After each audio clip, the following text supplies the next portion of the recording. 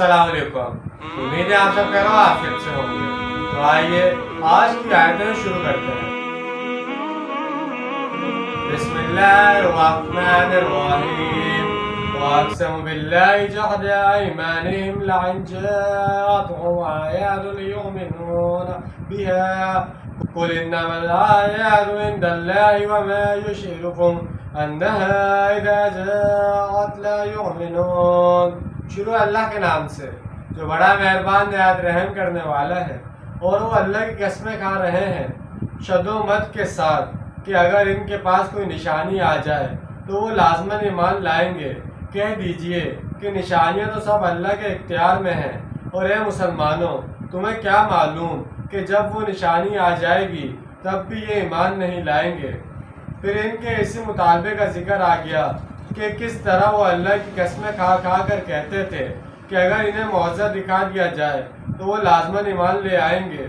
जैसा कि पहले भी बताया गया है कि ये मज़मून इस सूरह मुबारक का अमूद है। इनका ये मुतालबा था कि जब आप सल्लल्लाहु अलैहि वसल्लम नबूवत रिसालत का दावा करते हैं तो फिर मौज़ा क्यों नहीं दिखाते। इससे पहले तमाम अंबिया मौज़ात दिखाते रहे हैं। आप खुद कहते हैं कि हज़रत मूसा अलैहिस्सलाम ने अपनी कौम को मौज़ात दिखाए, हज़रत ईसा अलैहिस्सलाम ने भी मौज़ात दिखाए, हज़रत सालेह अलैहिस्सलाम ने अपनी कौम को मौज़ा दिखाया। तो फिर आप मौज़ा दिखाकर क्यों हमें मुतमईन नहीं करते। इनके सरदार अपने अवाम को मुतासिर करने के लिए बड़ी बड़ी कसमें खा कर कहते थे कि आप सल्लल्लाहु अलैहि वसल्लम दिखाए तो सही एक दफ़ा मौज़ा, इसे देखते ही हम लाजमन ईमान ले आएंगे।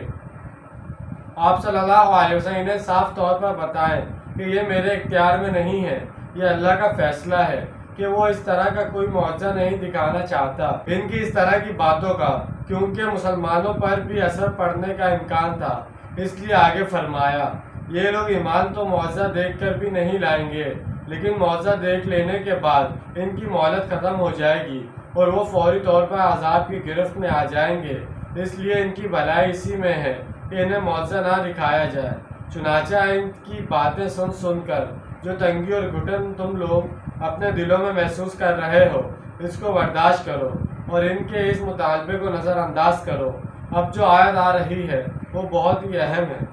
वनुक़ल्लिबु अफ़इदतहुम व अबसारहुम कमा लम युमिनू बिही अवला मर्रतिन वनज़रुहुम फ़ी तुग़यानिहिम यअमहून।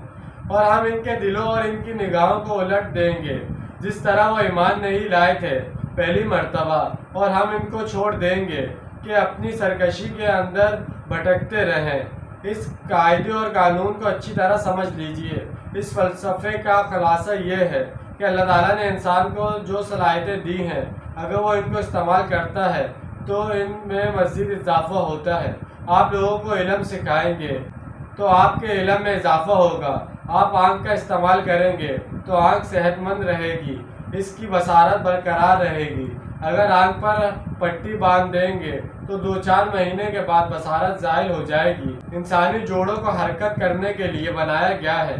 अगर आप किसी जोड़ पर प्लास्टर चढ़ा देंगे तो कुछ महीनों के बाद इसकी हरकत ख़त्म हो जाएगी। चुनांचे जो सलाहियत अल्लाह ने इंसान को दी है, अगर वो इसका इस्तेमाल नहीं करेगा तो वो सलाहियत नदरीजन ज़ाहिल हो जाएगी। इसी तरह हक़ को पहचानने के लिए भी अल्लाह ताला ने इंसान को बातनी तौर पर सलाहियतों दियत की है।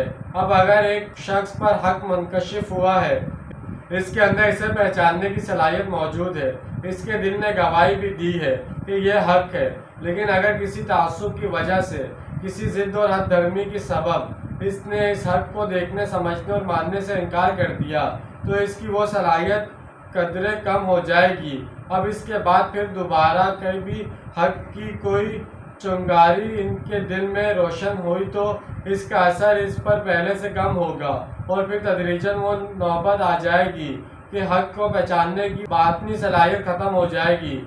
ये फ़लसफ़ा सूरह बकरा आयत 8 में इस तरह बयान हुआ है। अल्लाह ने मोहर लगा दी है इनके दिलों पर और इनकी समाअत पर और इनकी आँखों के आगे पर डाल दिए हैं, और इनके लिए बहुत बड़ा अजाब है। इसलिए कि जब ज़िद और तासुब की बिना पर वो लोग समझते बूझते हक़ का मुसलसल इनकार करते रहे तो ان کی حق کو پہچاننے کی صلاحیتیں سلب ہو گئیں۔ اب وہ اس انتہا کو پہنچ چکے ہیں جہاں سے واپسی کا کوئی امکان نہیں ہے۔ اس کو پوائنٹ آف نو ریٹرن کہتے ہیں۔ ہر معاملے میں واپسی کا ایک وقت ہوتا ہے، لیکن وہ وقت گزر جانے کے بعد ایسا کرنا ممکن نہیں رہتا۔ تو جیسے کہ آج ہم نے 2 آیتوں کا ترجمہ اور تفصیل بیان کی ہے۔ امید ہے آپ کو سمجھ میں آیا ہوگا، پسند آیا ہوگا۔ ملتے ہیں اگلی ویڈیو، اپنا ڈھیر سارا خیال رکھیے گا، اپنا سے زیادہ دوسروں کا خیال رکھیے گا۔ جب تک کے لیے اللہ حافظ، فی امان اللہ۔